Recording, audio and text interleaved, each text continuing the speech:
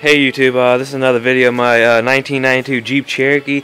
Some of you may remember that this Jeep did used to be green, and it is a Laredo, the basic, right. I did recently just get my Rubicon Express front end lift kit for it, and along with that they sent me lots of decals, lots of stickers. Some of y'all may remember that this tail used to be filled with parts for this Jeep, and I recently just got it back from paint. Mako painted it for me for a price about $5.56, since it is a truck, considered as a truck.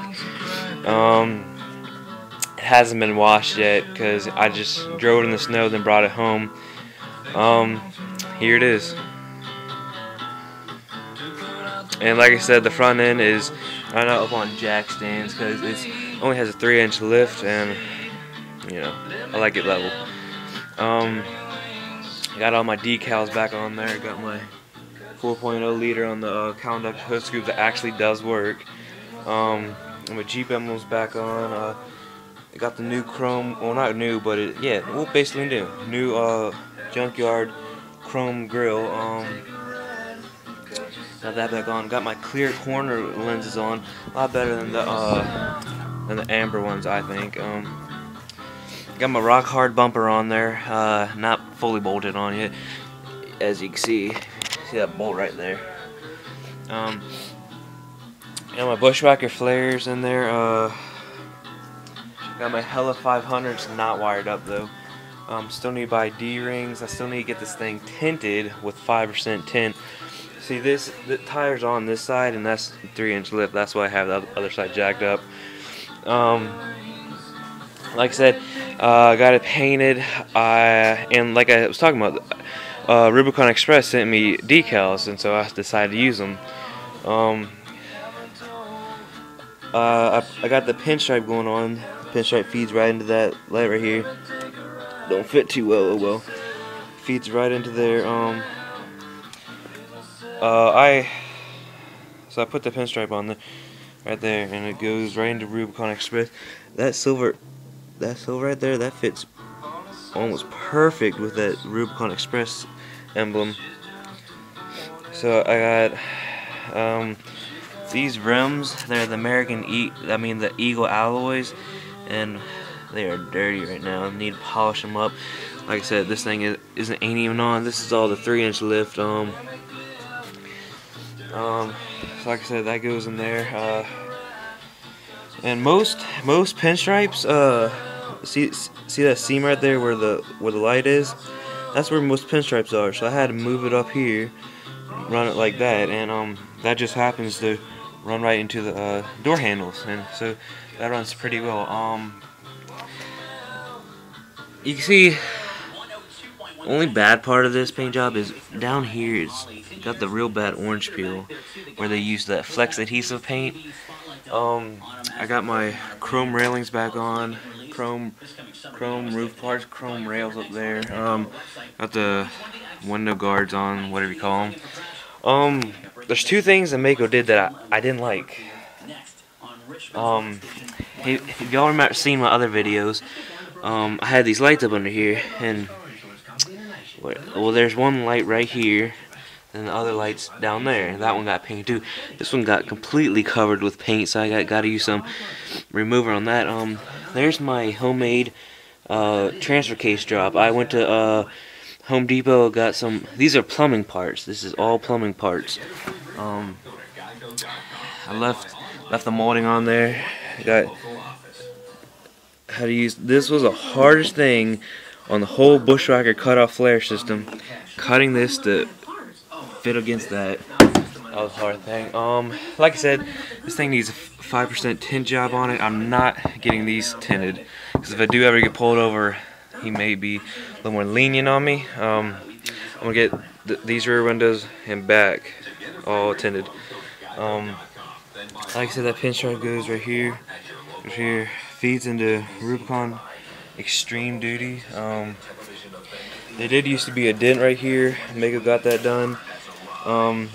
These taillights actually are not smoked. It's just dark garage, but I like it how it's one piece red, and it's a lot better than the amber and red ones, I think, personally. A pinstripe goes right there. It's gonna look really good once I get this black tinted out on this. It's gonna look. This thing's gonna look mean. The back, still need to get the Jeep emblem right here. Got the bumper painted. Went ahead, got that done. There's my backup lights. My Reese hitch from the junkyard that I sanded down and got it. Looks really good. There's my homemade step plate that I got welded and put in. Still need the emblems back here. Probably put 4.0 high output one right here. So that came on the car. And then another Rubicon Express sticker right there. Jeep needs to go back right there. Like I said, this thing definitely needs black tint on it. My sister had, okay, some people might not know this, but this used to be my sister's car, and that's why it was green. It was 3-inch lift, and it had that nasty silver reflective tint, that chrome mirror tint. I mean, it looks good on some cars, and it looked pretty good on this. I just don't like it. I'm sorry. I like the 5% tint, especially with this thing's going to be so dark now. I originally was going to get 33s, but I kind of like the 31s on it. I mean, it's just, I'll put it like that. It's just, the tire's just right up on that line. If it gets any wider, like it just snowed and trash got all over the road, it would fling it up right here, and I really don't want that, so I'm just going to leave 31s on it. But, this is the pinstripe like I was talking about. Goes along up here. Me being a dumb one, I guess I'll go ahead and tell you all this. I put the pinstripe on, and the pinstripe comes with a clear, comes like it comes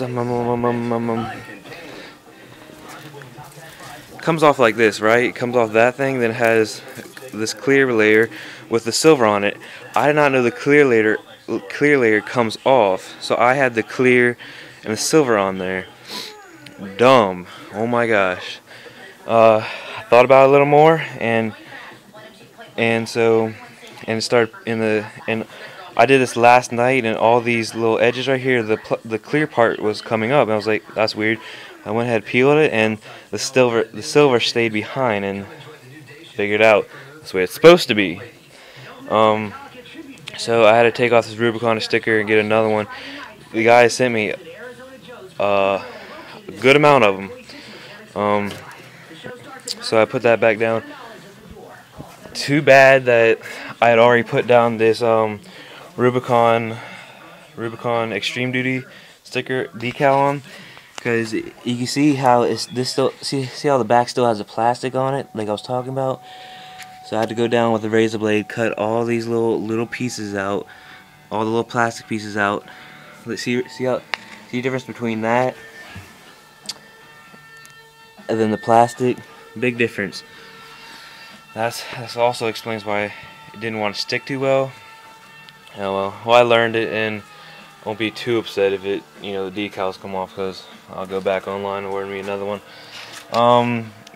These flares basically open up. Anybody who wants to know about them, here's how they work. Flares, they call this the dog leg, because you got to cut this right here in the open seam, and this covers up the open seam. If you didn't have this thing right here, that dirt grime would get all up in here and rust all that out. So really smart thinking.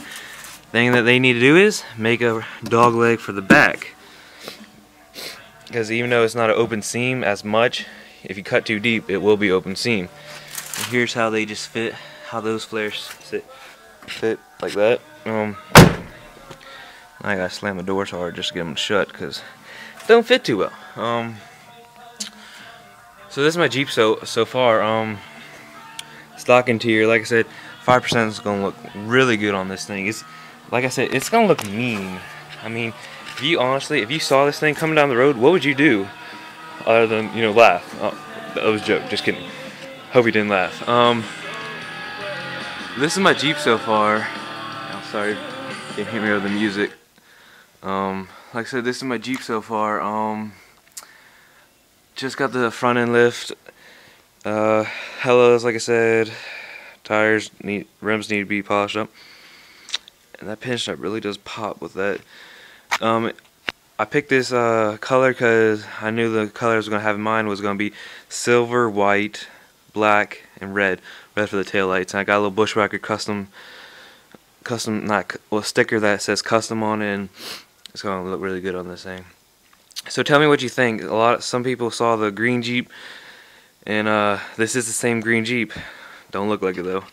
So thanks for watching. Leave some comments. Tell me what you think about it. Tell me what I need to do. Tell me what I shouldn't have done. See ya.